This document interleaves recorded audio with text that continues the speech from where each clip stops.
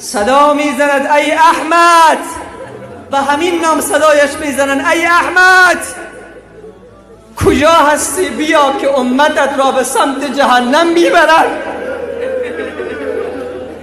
کجا هستی ای احمد که امتت را به سمت جهنم میبرن؟ در همین اثنا میبینن که رسول خدا سراسیمه از میان خلایق جدا میشود، میآید جلو روی فرشتگان استاد میشوند، میگویند امت مرا رها کنین، امت مرا رها کنین، کجا میبرید؟ فرشتگان میگویند ما مأمور هستیم، لا یعصون الله ما امرهم و یفعلون ما یؤمرون، ما نافرمانی الله کرده نمیتوانیم. دستور رب العزت و الجلال است کی به جهنم باید برود. در همین اثنا حضرت آدم تماشا میکند. آدم میداند که امروز میدان محمد است. آدم میداند که امروز فقط رسول الله باید حرف بزند.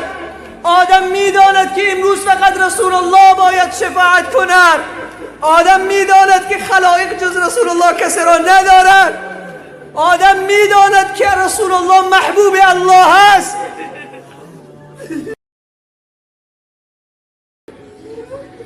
و یک انسانی که در روز قیامت پیش ترازو می آورن، این را یک وقت دیگر پارسال گفته بودم در وقت فضائل درود، این را باز براتون میگم که ببینین یک کس به درد ما میخوره. حضرت حق سبحانه و تعالی به فرشتگان دستور میدهد این مامای درود است، بسیار درود بخوانید که به درد ما و تو میخوره. صدا میزنه به فرشتگان. تفسیر روح المعانی محمود آلسی بغدادی رحمت الله علیه آورده که برو بین حضرت آدم را بیاوریم. حضرت آدم را میآورند.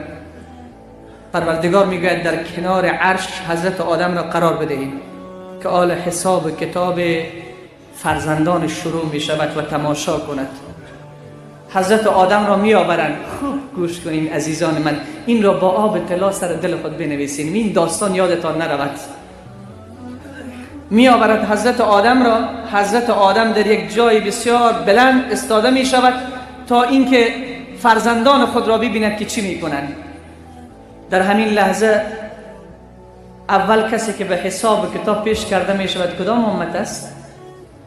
امت محمد صلی الله علیه و سلم.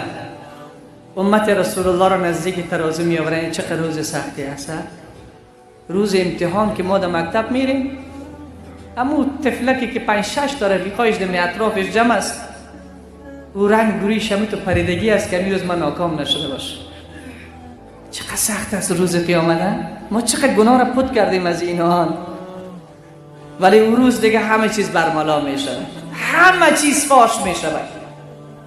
در همین اثنا وقت حضرت آدم می آورند در کنار عرش قرار می دهند، امت رسول الله صلی الله علیه و سلم نزدیک میزان می شود، نزدیک ترازو می شود. یک فرد را از میان صف و امت پیامبر جدا می کنند، نزدیک ترازو می آورند. وقتی که اعمال نیکی ها و بدی هایش را وزن می کنند، بدی هایش گرنگ می شود، نیکی هایش سبک.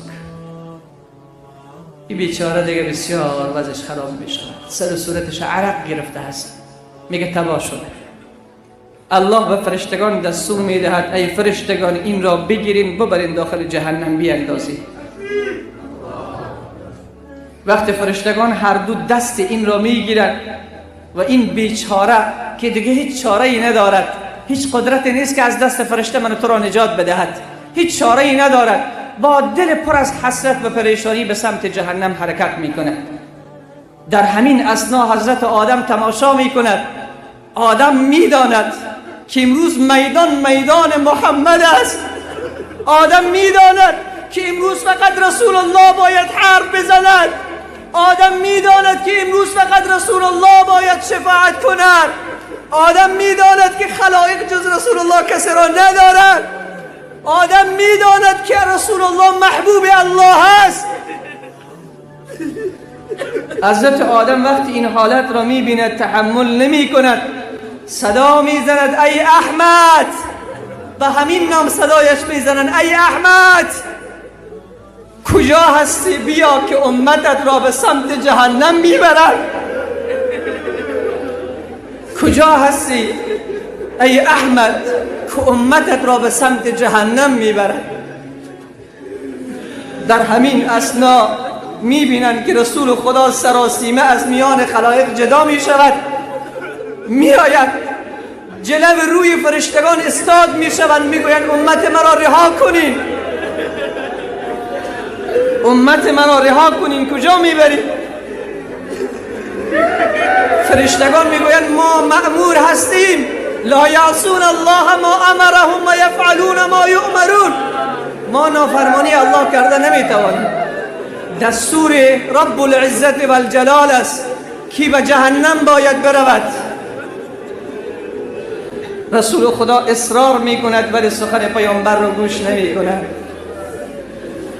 در همین اثنا محبوب ما، غمخوار ما، دلسوز ما، مهربان ما، اونی که شبها نخوابید، اون که تمام هم و غمش امت بود، در آخرین رمق زندگی فاطمه را یاد نکرد، عایشه را یاد نکرد، ابوبکر را یاد نکرد، صدا میزد امتی امتی امتی. جای افسوس نیست که امت امروز روزه بخورد، جای افسوس نیست که امروز امت نماز نخواند، جای افسوس نیست که امروز خواهر حجاب نداشته باشد، در حالی که چنین محبوب دارد. در همین اثنا وقت صدا میزند که امت مرا رها کنین، به سخن پیامبر فرشتگان گوش نمیدهند. رسول صلی الله علیه و سلم گردن مبارکش پک می شود، دست چپ خود را می گیرد، به ریش مبارک خود می برد و به سمت عرش نگاه می کند، می گوید ای الله مگر تو وعده نداده بودی؟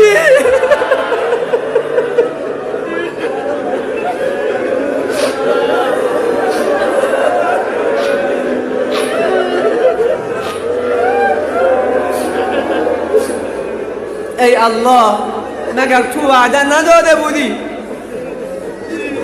که درباره امت تو را ناراض نمی کنم؟ ای الله تو خود میبینی امت مرا به سمت جهنم میبرند، امت مرا رها کن.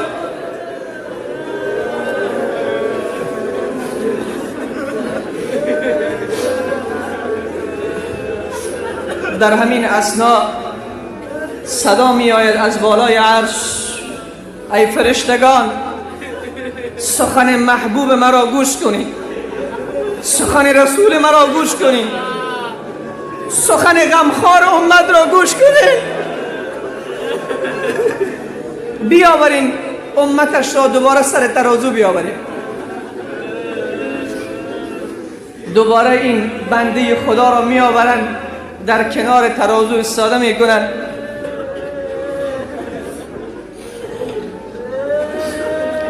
رسول الله صلی الله علیه و سلم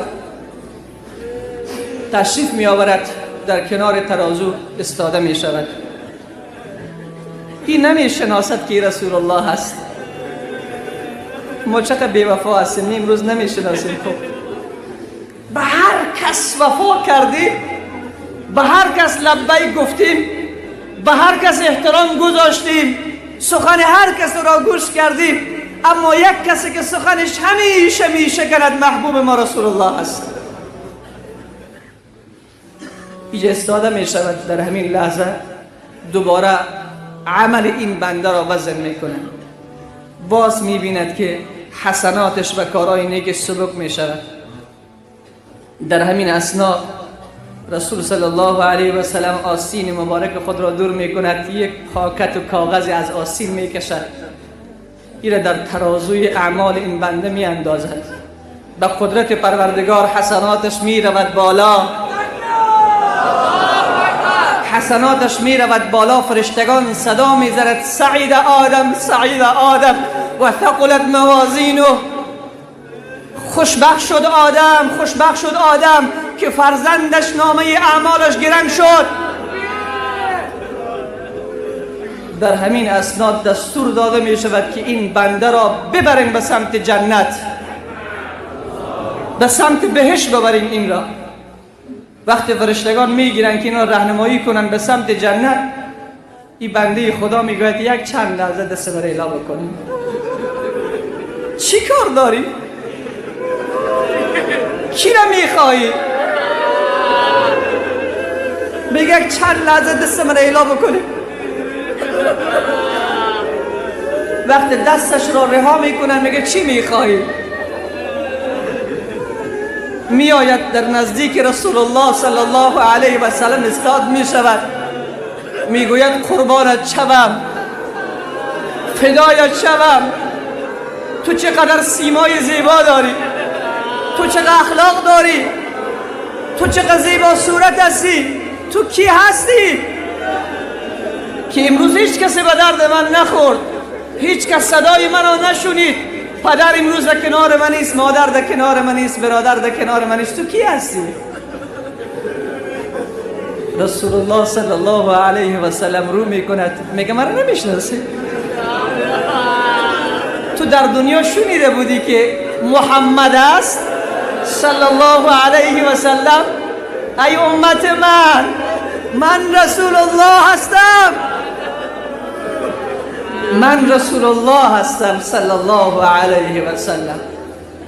عزیز دل، اینمی پیامبر محبوب و نازنین روز قیامت می آید و قال الرسول یا رب، و قال الرسول یا رب این قوم اتخذوا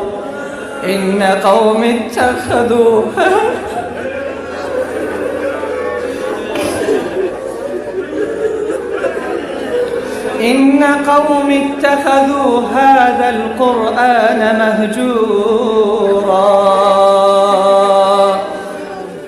رسول الله صلی الله علیه و سلم صدا میزند که ای پروردگار این امت من قرآن را پشت سر خود انداخته. این کتاب چه کتاب شیرینی است، نه؟ تو بار بار آواز از این بشنو، بار بار چه زیبایی دارد، چقدر تو را آرام میکنه.